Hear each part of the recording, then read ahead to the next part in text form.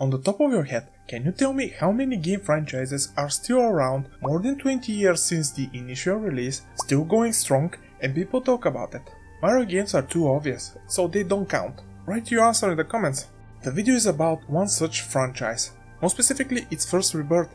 It all started in 1996 with a tank top, shorts, boots, 2 iconic pistols and 2 iconic triangles. This was the year when Tomb Raider took over the gaming world by storm. My first encounter with the legendary franchise was in 2008 during my first visit in the UK, more specifically Scotland Dundee. I was in a mall and I just so happened to pass a stand with all sorts of discounted discs. At the very bottom was Tomb Raider Legend. This is the same DVD from that time. I turned the cover around to check the specs and I bought it.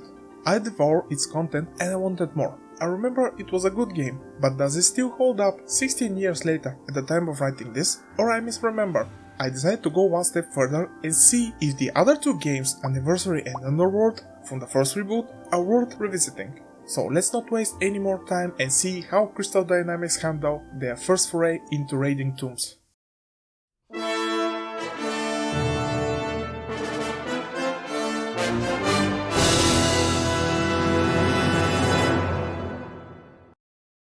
Before continuing with the video, please consider subscribing and clicking on the bell for more content like this. You can also comment and hit the like button to help me fight the YouTube algorithm.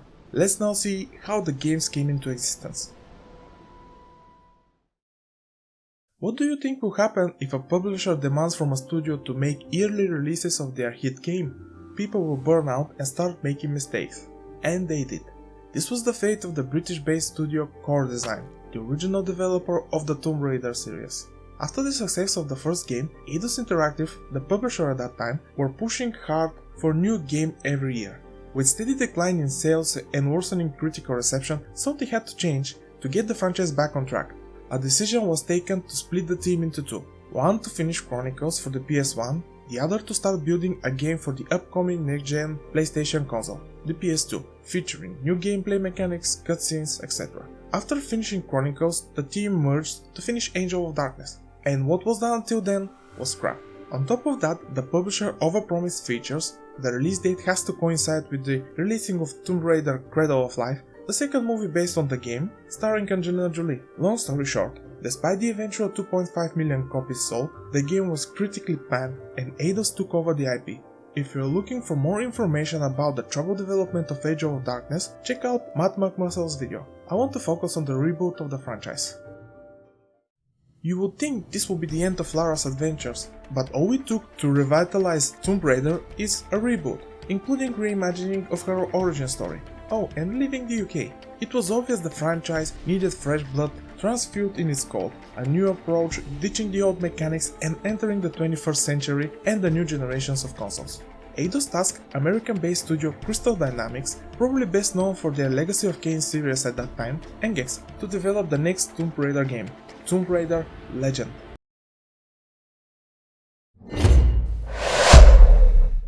And what was the new studio approach with the new game?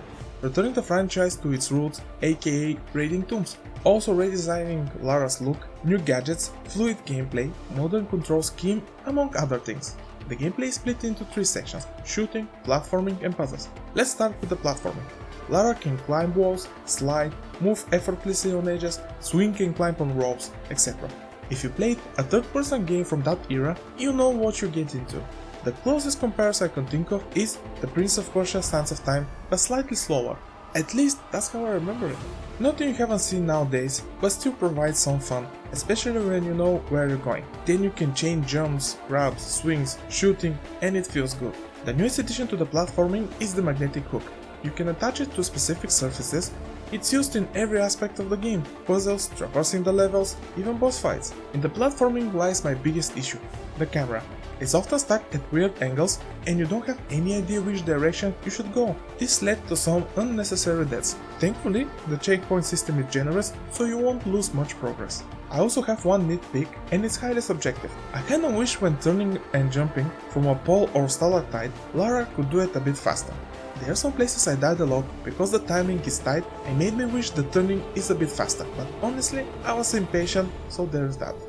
Keeping the gameplay fresh, Crystal Dynamics added motorbike chase sequences, and they're not good. The bike feels weird to control, a bit floaty, the sound is weak, and it's just not to get excited about. You press forward, steer left and right, and hold the fire button. Speaking of controls, I played the whole game with mouse and keyboard and it's perfectly playable, albeit a bit awkward in some situations.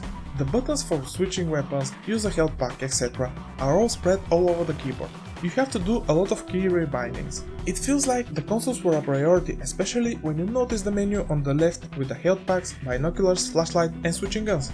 After I finished the game, I tried my Xbox One controller and it works perfectly well, but it didn't show me the button prompts in the tutorial. So it's up to you to decide which one you prefer. For me, mouse and keyboard all the way. The shooting is not the strongest part of the game. You just automatically lock on to an enemy and hold the fire button. You can swap between targets, but I rarely used it, it just worked for me. Lara can use her iconic pistols with infinite ammo and a secondary which she can pick up from dead enemies. When Lara pulls out a weapon, she becomes even more agile than when platforming. She can jump in each direction, slide, dive forward while blasting enemies. She can also throw grenades, which, as you can imagine, are very useful. The issue with the shooting is the lack of any weapon feedback or satisfying sound, even from the shotgun. The game was made in the era of PS3 and Xbox 360.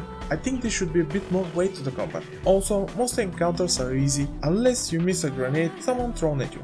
They do a lot of damage. Speaking of grenades, they have big area of effect and can take out a bunch of bad guys. This actually is quite satisfying. Enemies are not the smartest. They mostly sit in one place and don't even try to move or escape a grenade. Unless more than 2 people are shooting, they are not a threat at all. Bosses are kinda fun, not very difficult, but fun. Some are gimmicky. I died only on the final boss because I was impatient. If you know what to do, they can fall quite fast. After recording some gameplay, I realized that some of the footage didn't have sound and I essentially lost around 4 hours of gameplay. So I went back to an earlier save. However, I reached the same point as before for max of 2 hours and each boss was humiliated since I know what to do. In general, none of the encounters are difficult but entertaining. This goes for the other enemies. They are mostly people with guns and honestly, there isn't much to talk about this part, so I won't. I know I complained a lot from the shooting, but the saving grace for me are moments like this. Jump, shoot, slide, shoot. Makes you feel like a badass. The movement keeps the shooting from feeling dull. There is also one more reason, but I'll talk about it later. The final part of the gameplay loop is the puzzles. They offer decent variety with some repeats, but those have something additional to do, so they don't feel samey. What all have in common is that they are all physics based mostly. When you move a box or a ball, they feel heavy. What's interesting about that, Lara changes how she controls a bit. The best way to describe it is, it's like driving a forklift, only the back wheels turn. It's unintuitive at first and it takes some time to get used to it, at least on the mouse and keyboard combo. One of the simplest is this seesaw one. You need to put the box upon the higher ground so you can put it on a big moving plate, push the box on the board and jump from above. Simple as that. Others, of course, are more involved and mixed with platforming, but at the same time they are not difficult. Even some of the bosses involve some sort of puzzle to weaken them before filling them with bullets. Graphically, it's okay for 2006 game. The environments are pretty and with nice art direction set all over the world. The introductory scene sees Lara climbing somewhere in Bolivia with what I'm pretty sure is a nod to Mission Impossible 2. Then it drops the player in a nice jungle setting with a waterfall. The first level is a tutorial that teaches you everything: climbing, shooting, using the magnetic hook, environmental hazards, swimming, puzzles, etc. All this is taught through raiding a pre-Incan tomb. After that, the globe-throttling adventure takes Lara to a Peruvian village, a motorbike chase and a cave. She also climbs her way up at the outside of a Tokyo skyscraper. The Ganan level probably has the best introduction, a big waterfall, a Lara standing on a higher ground, and the only thing to do is dive into the water below. From there she goes to Kazakhstan in an abandoned Soviet research base, then her home England, and finally finishing in Nepal, where story-wise everything started. All the environments are diverse and pretty to look at, offering their own distinct visual style and their own puzzles, traps and encounters. You won't see any high-res textures, it's a 15-year-old game after all. However, some environments look blurry, like someone touched your monitor with greasy fingers. This is not that severe, but in open and well-lit places it's more noticeable. The best level for me is the one in England because it offers a big variety of locations and it's just different. You start in an abandoned building, a roadside attraction, which leads to catacombs and a big cave. I won't spoil anything for now. It also has a fun boss fight which is mostly puzzle based. One thing that didn't age well is the character models. Besides Lara's, every other has two big issues. What's up with their eyes? They all look so wrong, like having glass eyes. It's so weird. Besides that, they're not the prettiest to look at, especially the people from Lara's team. I have the feeling that most of the effort was put into the main character than anyone else. That being said, you won't see them that much, just in cutscenes, but they are brief and to the point. Also, I don't mind graphics not being the best. If that was the case, I wouldn't play the game after all. Bugs, bugs, bugs. There are a lot of visual glitches, and I don't remember having them the first time I played it. There are simple ones, like Lara not holding a rope, but it gets better. There is a missing water in this cave. I sat there and I was marveling this wonder. This was on my way up and then on my way down. The next one surprised me. In one of those motorbike levels, Lara is chasing a train to get on top of it. While speeding up on the icy road, this happens. It became transparent. I thought this was a one-time thing, but when I went back to re-record some gameplay, it happened again. These glitches are annoying at worst and distracting from the game, but at the same time amusing. I was sitting and watching the disappearing waterfall for a couple of minutes. What can I say? I'm easily entertained. Thankfully, they don't happen that often. However, I encountered one bug that was actually game-breaking. My buttons stopped working, and when I entered the controls options, they were almost all gone and I couldn't rebind them. A simple restart of the game and setting up compatibility mode to Windows XP Service Pack 3 fixed the issue. I didn't do it before, so I guess that was the issue? Not quite. There is an explanation later in the video. Another thing I dislike is the QTEs. It feels like every game in the mid-2000s has to include them ever since the original God of War popularized them. But here they don't make any sense. In God of War, at least you rip monsters and gods to pieces. In Legend, it's just pressing a direction to dodge. Thankfully, they are not too often, which begs the question, why would you include them? I said earlier in the video there is one more reason for keeping the gameplay more than just okay, and that's the music. It seriously kicks ass. It's composed by Troels Brun-Volman, a Danish composer responsible not only for making the music for the Tomb Raider franchise, but also for Transformers, Fall of Cybertron and Rise of Darkspark, Counter-Strike Global Offensive and many more. The goal of the soundtrack was to create movie-like music, so he ended up mixing electronics and orchestral elements, but every region Lara visits has its own specific instrument and theme, Peruvian flutes.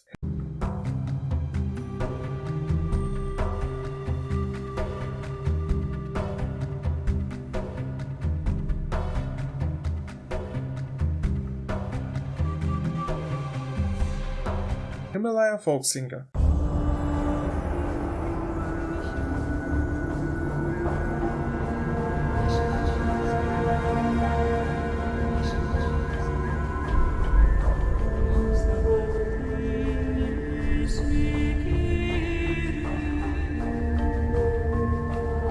English boy choir, etc. It really puts you in the mood the developer was trying to convey, and when the time calls for action, it pumps you up.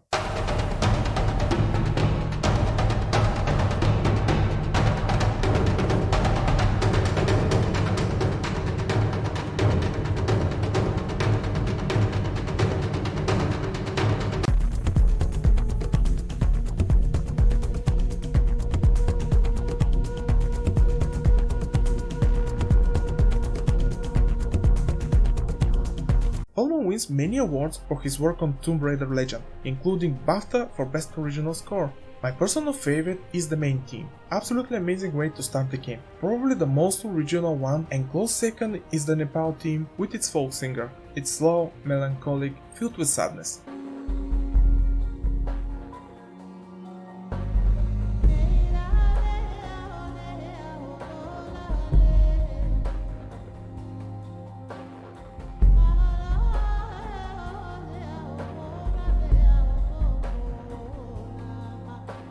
In terms of story, there is a reason. In Nepal, Lara's mother died and she is heading to the plane wreckage where they were both in. The track made this moment quite touching.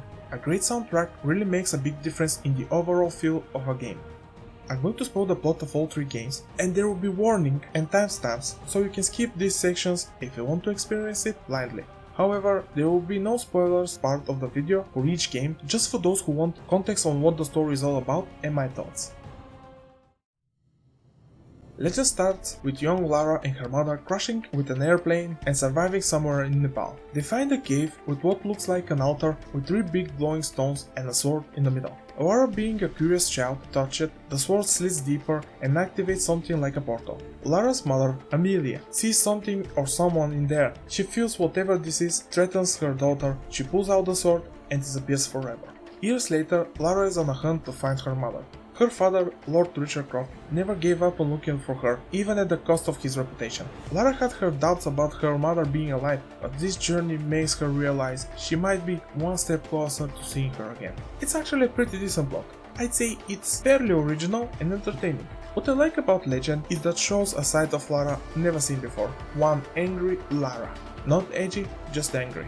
To be honest, she earns it. Throughout the whole game, Lara is chasing leads that might bring her to her mother, from breadcrumbs to real clues, giving her hope that they might reunite, realizing her father was right. Another thing I like is the incorporation of well-known myths and legends. The story gives them depth and integrates them well into the plot. What rubbed me the wrong way was the lack of context on why Lara is going where she is going. The justification is, you need to go there. That's literally in some cutscenes. Also, the characters introduced have very little character, especially her crew. They obviously wanted to care about them when you take into consideration Underworld, but they are severely underdeveloped. At the end of the day, I find it enjoyable. It feels like a stepping stone for the other games in every sense. However, you have to suspend your disbelief often. To be honest, this is a Tomb Raider game. You shouldn't expect realism. It's spoilers time. If you want to experience it blindly, go to the time on the screen. The game opens as Lara and her mother Emilia flying somewhere above Nepal through a storm. As expected, something goes wrong. One of the engines catches fire and they crash land in the mountains of Nepal. Then it cuts to years later, finding Lara climbing in the mountains of Bolivia. She searches for the ruined city of Tiwanaku. There she hopes to find a stone dais, believing it has connection to her mother's disappearance. However, she is not alone there. A group of mercenaries are on a hunt for her. Someone put a lot of effort into guarding the ruins. Dodging some traps and solving puzzles, Lara continues her descent in the time-forgotten ruins until she reaches heavily guarded altar. This triggers a memory.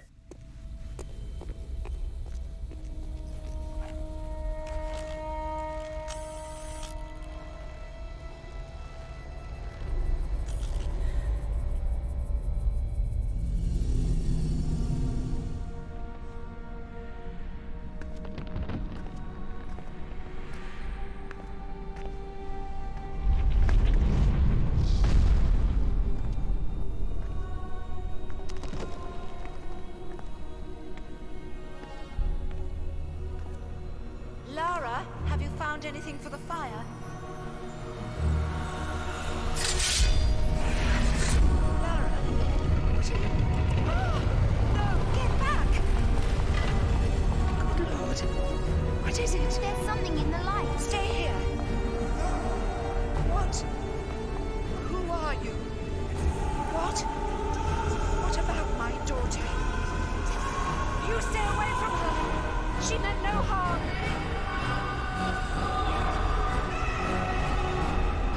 What's happening, Mother? Who's there?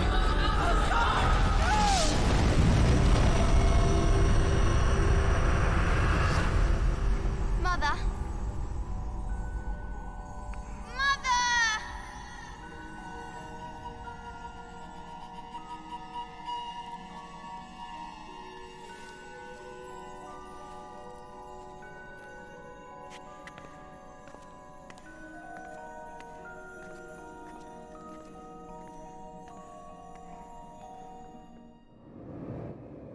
She exchanges words with someone holding a piece of a sword looking the same as the one her mother pulled out. He also mentions someone named Amanda, a friend of Lara who is supposed to be dead. At the end of their conversation, the guy orders his men to kill Lara. After the big shootout and dispatching all the mercenaries, Lara approaches the altar and sees familiar sight.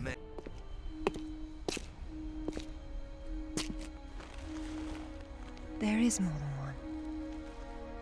Father, you were right. What was that? Keep yourselves caffeinated, lads.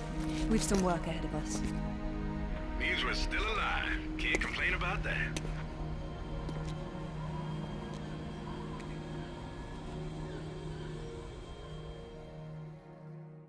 Back to her mansion, the team discusses what's her next step and all the information they managed to find about the guy she met. Her next destination is a place where she lost her friends and colleagues, Peru Paraíso.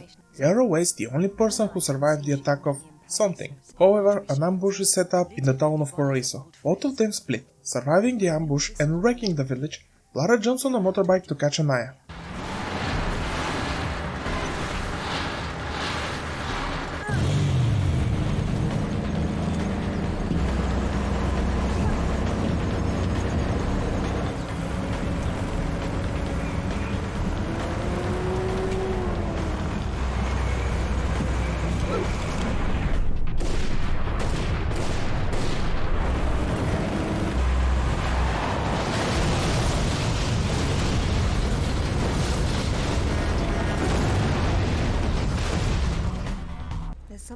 Anaya leaves her to descend in the place of painful memories where they lost friends years ago. But first, a flashback to see how it happened. Lara descends into the cave looking for colleagues and friends until... Oh, Sarah. Oh, God. What's happened? one after the other, they fall victim to something. She continues to look if anyone survived. The last one left alive is Amanda. The thing is coming for them, and Amanda, in her panic, pulls a stone from a wall, saving Lara in the process. However, this comes with a price.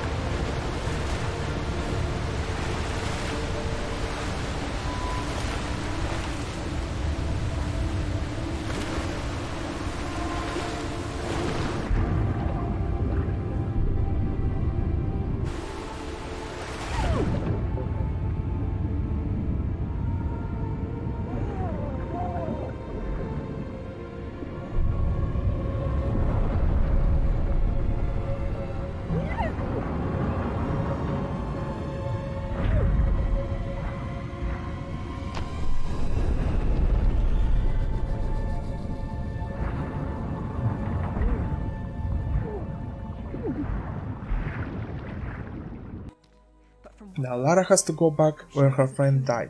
She finds Amanda's shoe, so she must be alive. But how? The last time all of them were there, they were so close to discovering something grandiose. While exploring, she stumbles on interesting facts about the place. It tells the story of the last queen of Tiwanaku. Her father was king, but she was lost and raised by a warrior. She became queen after a shaman named Tunupa discovered her royal heritage. Tunupa is another name for Viracocha, their god of creation. The shaman brought her to Lake Titicaca, where she borrowed his staff, an object of great power. According to myth, Viracocha originally lived in the lake. The god of indoor plumbing. She led her people into an era of peace. After many years of wise and just rule, there was some sort of power struggle. She died shortly thereafter, and she was carried off in a boat to paradise. Remind you of something? The King Arthur myth, yes. The similarities are striking. King Arthur? A little help here? It's the same story. A youth, unaware of his royal blood, rises from obscurity to become a wise king with the help of a friendly wizard and his magical staff or sword, and afterwards he's transported to paradise. Many cultures share similar legends. The Great Flood, for example. Everyone's got that one too. Further down, she finds the first piece of the puzzle.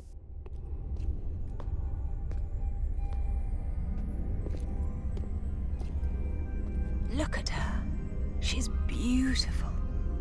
We were so close before. So close. Wonderful, Lara. Do you notice anything familiar about her sword? That's what Rutland was holding. Except this is just a ceremonial copy. And what do we have here? The tip has broken off. My God. I had no idea it looked like this. I've seen this before, at Waseda University in Japan. But I didn't know it had anything to do with these artifacts. Hell, I'll get a hold of him right now. It's not there anymore. It was stolen by Shogo Takamoto. Takamoto? Yakuza has nothing to mess with Lara. I don't care, Zip. I want that piece. Arrange a meeting. Okay, but... Hang on. I got Anaya calling on her cell. I'm patching her through. Lara! Lara, can you hear me? Those bastards from town are here, and they're coming down after you. Well, this is a tomb. I'll make them feel at home. Holding in her hand the first piece of the sword, Lara works her way up while surviving mercenaries' ambush. Wanting to meet with a dangerous man like Takamoto, who has a grudge against Lara, comes with a certain risk, but to whom? You'll love this. He wants to meet at Toru Nishimura's offices across the street from his penthouse. Nishimura? Takamoto doesn't know we're friends. Nope. All he knows is Nishimura's hosting a corporate party tomorrow night, and you'll meet him there. Welcome, Lara. You have been enjoying my little party? Totemo tanoshindeimasu, Nishimura-san.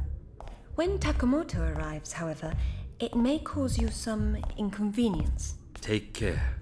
He is a very dangerous man when his interests differ from yours. You'd be amazed how persuasive I can be, even with dangerous men.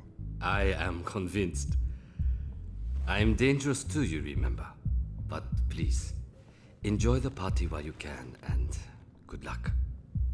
Lara gets into a firefight with the Yakuza goons and starts chasing Takamoto to his penthouse. Of course, she chooses the roof to do that, and after climbing there and jumping over to the next building on a motorbike, she finally reaches Takamoto. This is the first boss battle.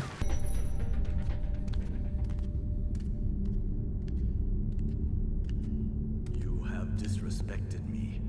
You have broken into my house. You have killed my men. I've simplified your payroll. And now, if you don't mind, I'll streamline your inventory. You speak of this? It is the most prized of my collection. And why is that?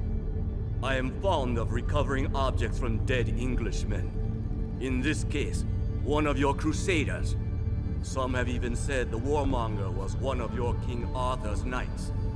I do not know how the fool came by it, for it is clearly far older than the 11th century, when your people lived in huts of mud.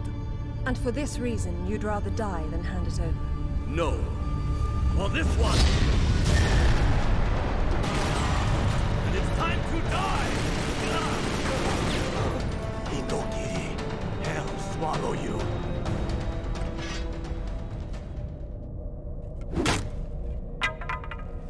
This is it, all right. Did you see what it can do? Yes, Alistair, I did. Nishimura's got a chopper outside waiting for you.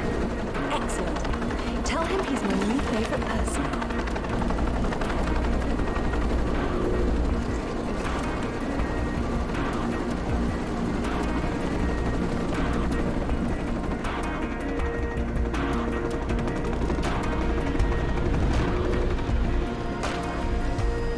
Thank you, Nishimura-san. I'm very relieved to find you here. I am relieving myself too. What about Takamoto? Where is he? It depends on whether he was naughty or nice. I've got a line on James Rutland, by the way. Wanna go together? Absolutely. Africa is among my favorite continents. When she lands in Ghana, Zip informs her that her parents visited this area. After opening the entrance to the tomb, James Rutland shows up to taunt her. Narrowly avoiding a death trap a la Indiana Jones, Lara is contacted by her team with some information about the sword, but the connection is suddenly cut off. She also finds a brooch given by her father to her mother, confirming that her parents have been there and she is following their footsteps. Further down the ruins, Lara manages to catch Rutland and start the second boss fight.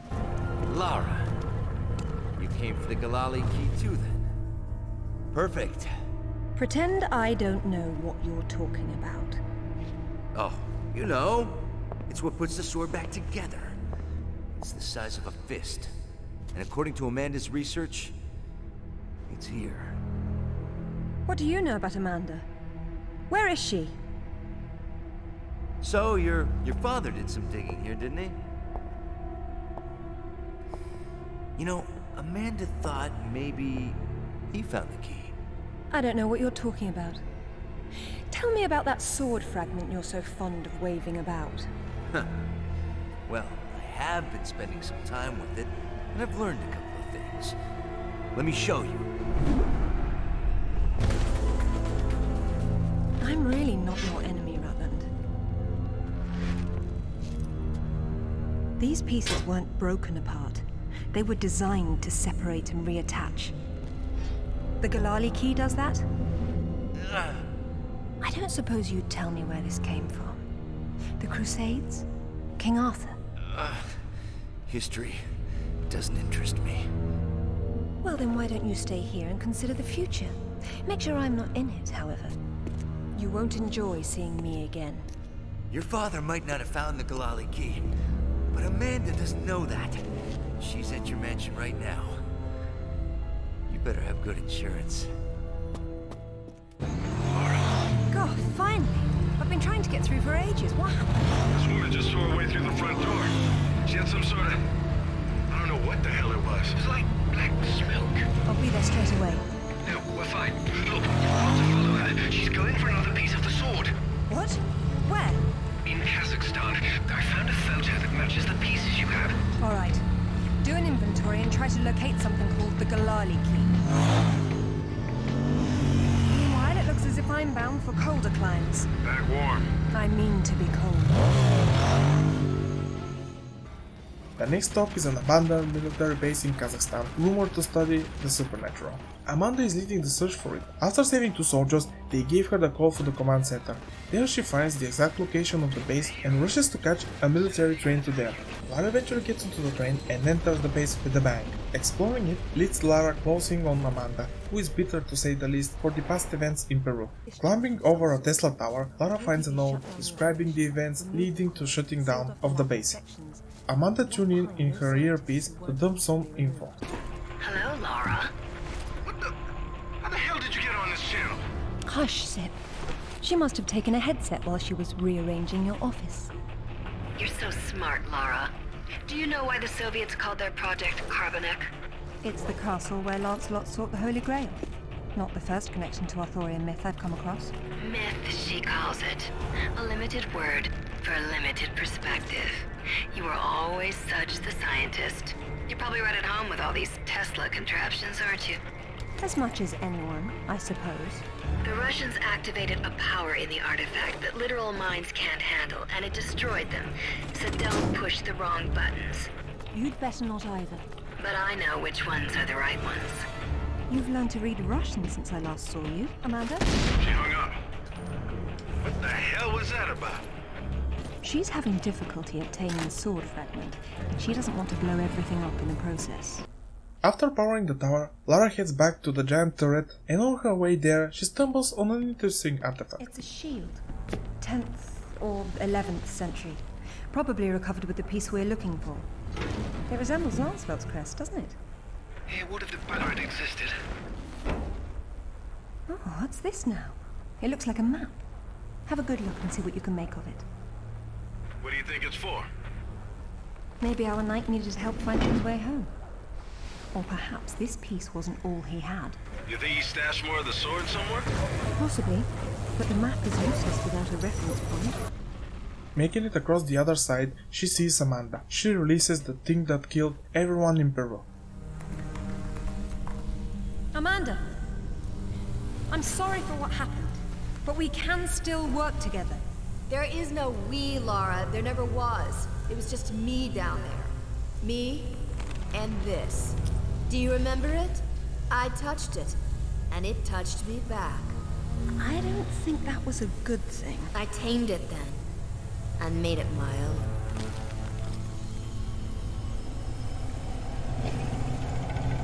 My God! Amanda! A little friendlier than it was in Paraíso, isn't it? I taught it how to fetch. You're mad! It killed our friends, Amanda, and it almost killed us! And it saved my life once I mastered it. It's all about a broader perception. I'd stay away from it if I were you, though. And you'd still be able to touch you. After defending herself against the creature, she gets one more piece of the sword and runs out of the facility the same way she came, with an explosion.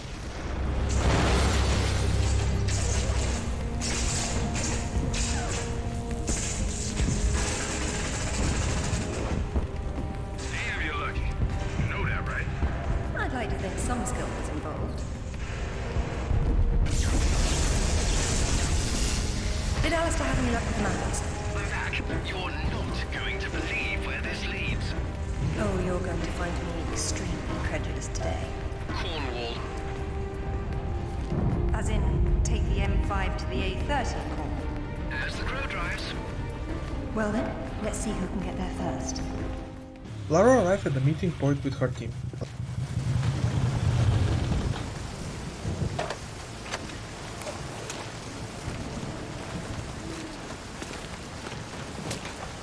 There seems to be a fine line between coincidence and irony.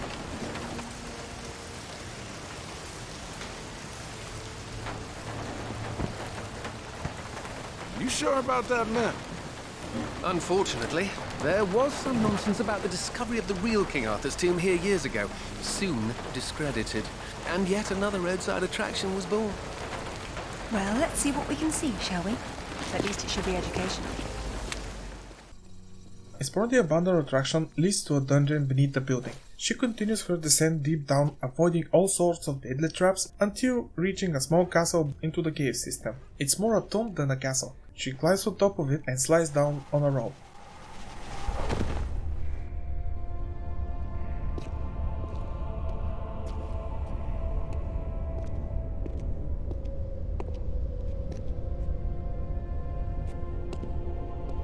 Signal's poor, Lara. What are we looking at? We're looking at myth, except it's real. They're all here. The court of Camelot. You're sure about this? King Arthur, who washed verily of ye loins of Uther Pendragon? I've no doubt about the authenticity of this tomb, Alistair. Arthur was the 11th century figure that became legend. The once and future king was as real then as the air I'm breathing now. I don't know, Lara. Excalibur, the sword in the stone. That's how it always goes, isn't it? Pardon? Swords in stones, Alistair. They're part of the monomyth. There wasn't just one Excalibur or one Merlin. We keep seeing swords and daises all over the world because they were everywhere. So, you're saying that everywhere they went, they raised up kings, shaping the course of human destiny? Well, it's a possibility. Who? And what happened to them and their swords? Perhaps they're in Avalon. It's as good a place as any. Except our Merlin was killed and our Excalibur was left in pieces in the hands of the locals. So where's Avalon? I don't know. On the other side of the looking glass, perhaps? It says Bedivere returned a fragment of Excalibur to Arthur after the other pieces were carried off by the knights. Where'd they go? To find Avalon, perhaps. The quest for the Holy Grail. Lancelot, Galahad, Percival, and Bors. Their tombs are empty. It says this fragment was left with Arthur to help him leave this mausoleum when the time came. Perhaps it will help me instead.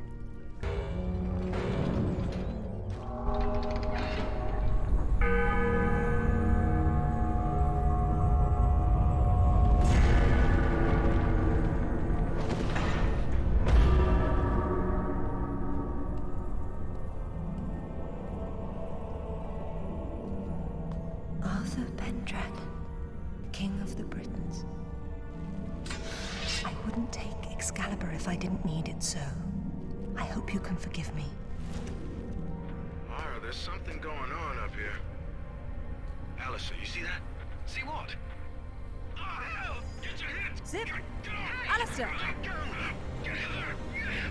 Lara! Zip, what's happening? Getting a piece is never that easy. Outside the tomb, a giant serpent is waiting for Lara. After getting rid of it, she rushes out to help the others. Brilliant. This is brilliant. King Arthur was real. The Knights of the Round Table were real. And now we have Excalibur right here in front of us. Those stodgy bastards at Oxford will have kittens when they hear of this. It's even bigger than that, Alistair. What Arthur called Excalibur is a powerful artifact that predates him by millennia. Well, it's still in pieces. Who brought the superglue? While I was in Ghana, I asked you to look around for the Galali key. No luck, I take it? It was not among your father's collection. Or his records. It wasn't in Ghana either. Or Rutland was... Hello? What's this? I've seen you before, haven't I? Hang on.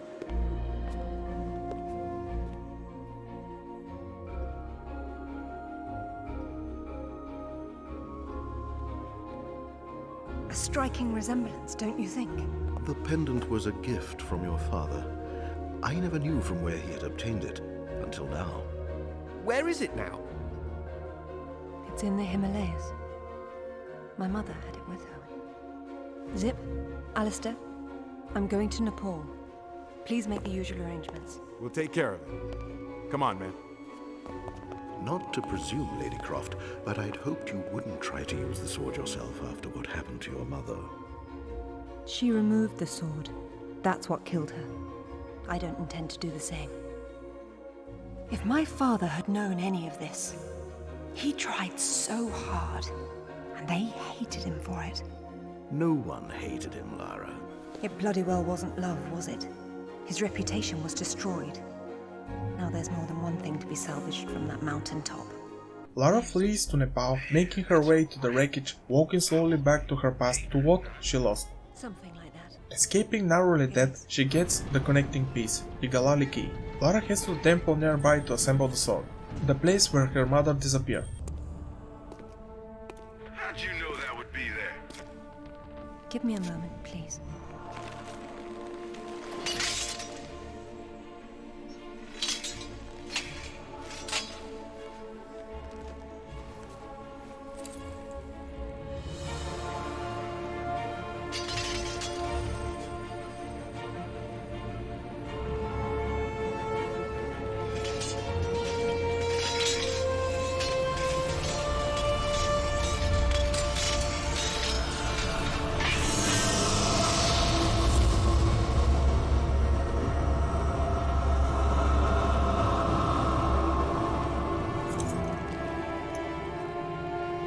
Excalibur reforged. Well done, Lara.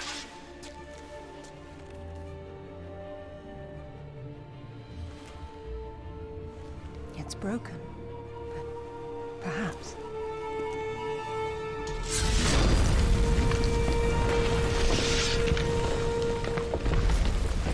Now it's time to go back to Bolivia, to the stone dais where she first met Rutland.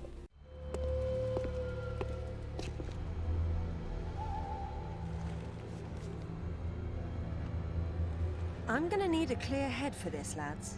No distractions, please. Good luck.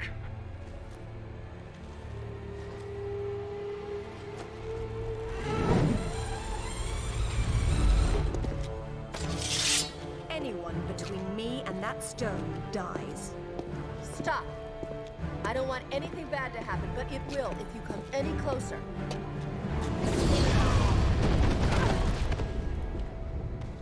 Kill her. Lara annihilates Rutland's mercenaries, but accidentally kills him. This makes Amanda unleash the monster yet again.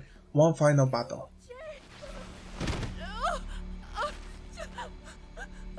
I'm sorry, Amanda. Truly.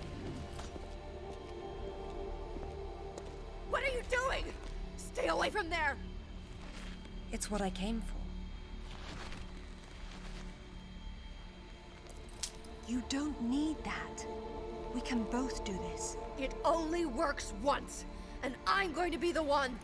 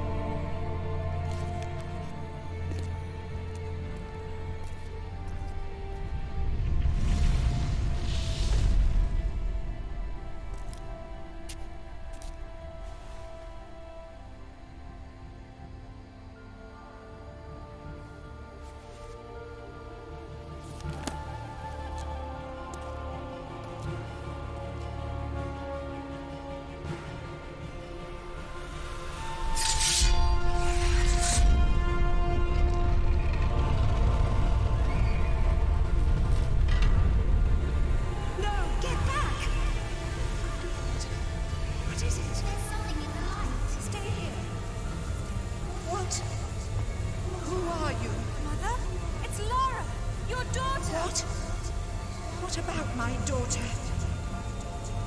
Don't touch the sword! She meant no harm. Take out the sword! What? No! Mother, listen to me. It'll explode unless you pull out the sword! Oh, God!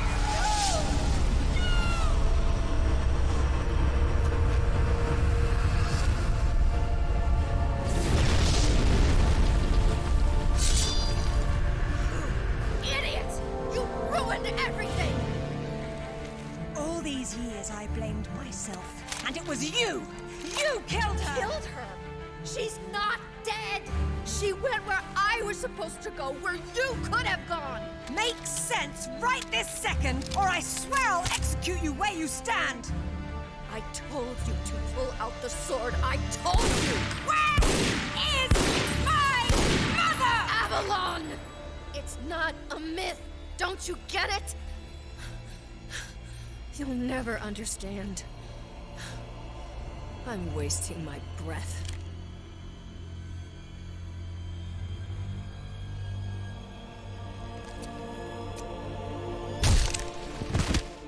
From this moment, your every breath is a gift from me.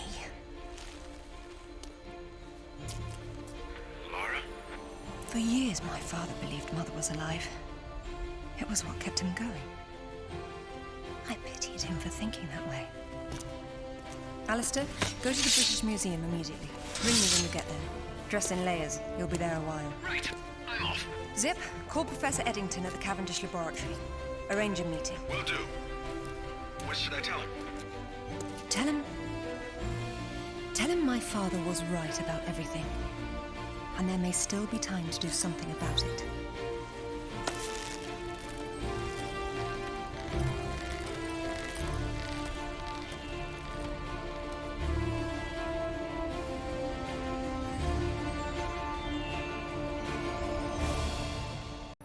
This is the part I mentioned when Lara gets very angry and rightfully so.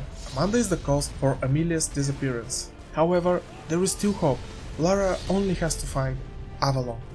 I'm a sucker for stories that incorporate myths, turning them into reality, and Legend does a pretty good job, if you suspend your disbelief here and there. However, there are some things that annoyed me a lot, particularly how thinly were the connections between the levels. Going to Kazakhstan is prime example.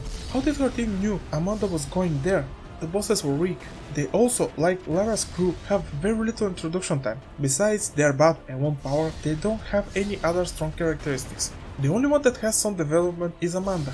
Overall, it's a decent story, with some weak villains, underdeveloped characters, and one very angry Lara, which I love. On its own, the story is fine at best, but when you put it in the perspective of the other two games, it becomes slightly better. It's the first step in Lara's epic adventure that improves with the other two games. Since the video is becoming too long, I decided to split it in 3, a video for each game, so join me next time when we are gonna look at Tomb Raider Anniversary.